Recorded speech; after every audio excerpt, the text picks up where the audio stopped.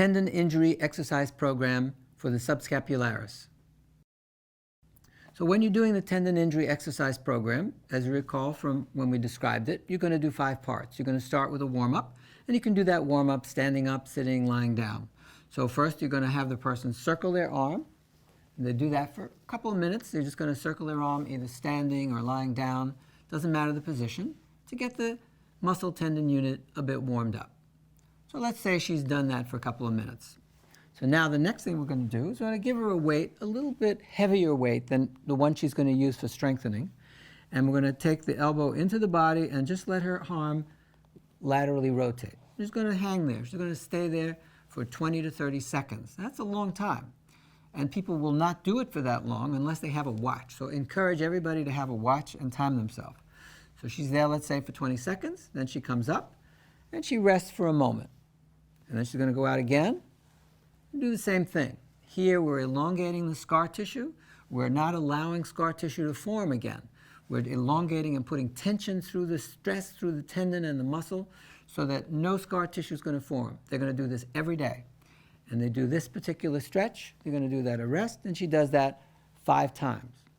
Now after she's done with that, you've already established the weight that you're going to use. And let's say she's starting with 1 pound. Remember, in the 3rd set of 10, she's going to get a little tired. So we give her the weight. Again, the arm is right on the table, and the arm goes out and comes right back up to the vertical position. And she's going to do that 10 times. And then she's going to rest for a moment, do another 10 times, and then a 3rd set of 10. And remember, if the weight is right, she's going to be tired somewhere in the 3rd set of 10. Then when she's finished doing that, then she's going to go back again with a little bit heavier weight, and she's going to do the stretch. She's going to hold it for 20 or 30 seconds, 5 times.